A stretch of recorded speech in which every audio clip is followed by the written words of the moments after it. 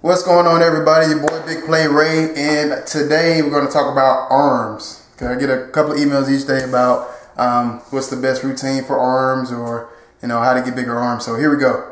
In fact, the last email was sent by Steve Freely. So here's your answer. I really don't think that arms are my best asset. I really thought my upper back and then maybe my chest was my top two assets, but get a lot of questions about how to get arms like mine. So I'm gonna just go over what has worked for me ever since I've been working out, what has helped me to get where I am. Point number one, the number of times I work out arms a week. Once. One time a week for any body part is, well, except for like abs and calves, those are smaller muscles and you can work them more frequently, like 2-3 times a week. But arms, as far as arms, once a week is fine.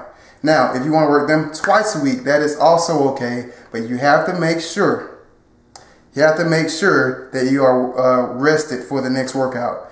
Working arms hardcore back-to-back days, I won't put my name on that, okay?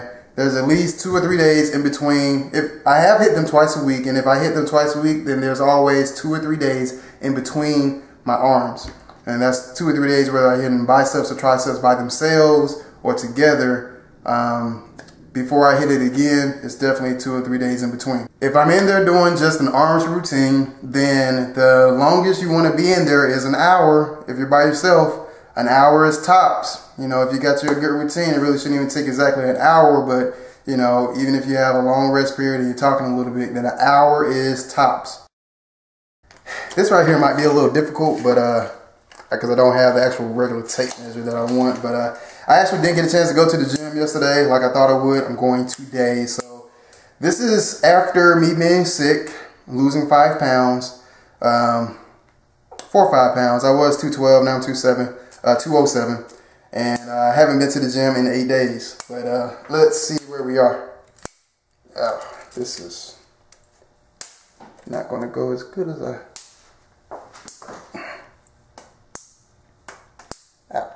With most people, when they work their arms, they like to work biceps with their back and they like to work triceps with their chest, and that's fine. I have done that. I've also worked arms together on a day for themselves. Like I go in there and work actually biceps and triceps. In fact, I have a video where I talk about a routine where I'm doing biceps and triceps, and you notice the name of that video is biceps and triceps for the next 4 weeks. I change my routine constantly, okay?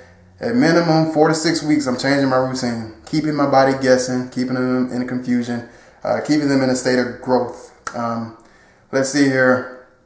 You want to, it's okay if you're working. You also seen in one of my videos where I work back and triceps and God, I got confused. Back and triceps and chest and biceps. And I mean, think about it, people. When you're doing your chest exercise, you're already using your tricep muscles. So they're not 100% when you move onto your tricep workout. They're not at 100% because you've already used them in your chest workout. So that's why I have them on separate days most of the time.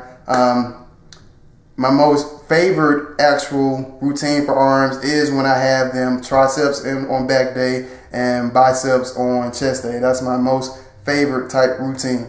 But I go through all of them because, like I said, I like to switch my routines up, and you should too.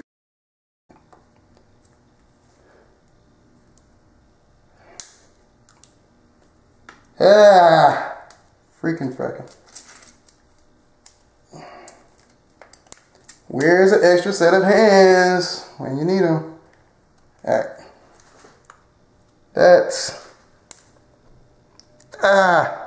This hurts. Really? Alright, that's right there, 16 inches. Now, despite what routine you are using to work your arms, despite whatever routine you are using, definitely want to remember form over quantity, okay? If your form is sloppy, so will your muscle growth, all right? One of my pet peeves, people using the, doing barbell curls, leaning back to get the bar up. That is not proper form. You should be able to brace yourself. The only thing that should be moving, can't even see the only thing that should be moving is your arm at the point of your elbow. Okay, so once you stand there, your body, it's still not there either. Sorry guys, I hate to move the camera during the video, but once you lock yourself in or whatever, you want to curl up right there at the elbow. You don't, well, you can do it actually right here. The only thing that's going to be moving is your forearm. Your elbow should be locked in one place, and so should the rest of your body. So do not have, I mean, if you're doing like that, I mean, that's not proper form, okay? And, you know, when you're going heavy and stuff, you know, your form does get, you know, you do sacrifice a little form when you're starting to go heavy and things, but 90% of the time, you want to have proper form. And if you can't use proper form, then the weight is too heavy, and that's okay.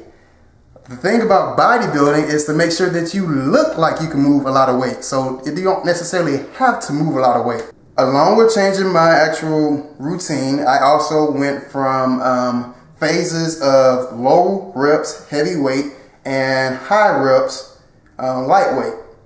And when I say low reps, it means I can't get over 5 reps with the weight that I'm using. And when I say high reps, I'm using a weight where I'm getting about 12 reps max. I can't get 15 if I wanted to. That's my definition of high weight and, high rep and low rep, okay? And the reason I use both, okay, the reps, yes, you can build strength and size with high reps, but when I'm going on a heavy phase, then I am definitely getting stronger, okay? I'm able to move a lot more heavier weight. So while I'm on my heavy phase, when I switch back to my reps, when I go back to lightweight, when I go back to high reps, I'm able to use a heavier weight to get those 12 reps. So that's why I switch between high reps and low reps. And you know, that right there is for several weeks at a time. Isolation type exercises or versus compound exercises when it comes to the arms. Both are important. Okay, the isolation is going to give you more detail. You can really work on your peak. You know, you can really work on the heads of the triceps when you're using isolation. So you definitely have to have them, especially if you're going for the bodybuilder type build. You know, you're definitely going to have to use some isolation. But when it comes to compound, you know, I like it lets you reach what I like to call max taxation. You get maximum muscle recruitment when you use compound movement. So you need both. You need both. This unflexed, and let's see if I can get, wow, that's actually unflexed. That's actually unflexed. Okay. And then if I get a little flex, we're going over 17. 17 and a quarter. Looks like. Yep, 17 and a quarter. That's at 207. It's not really flex because I really haven't been in the gym for 8 days, so there you go. Okay, that is what has worked for me and a few others. Because a lot of people have actually went back on my other videos where I talked about biceps and chest, and they've actually left comments and they gave it a shot and it was awesome for them. So not only has it worked for me, but a few other people have tried it and it has worked. You guys can try it. Come back, leave me comments if it works for you or not. I'd like to get some feedback, so you can leave your comments below. A lot of info here, people. I want you all to take it in, use it, and go out there and get swole!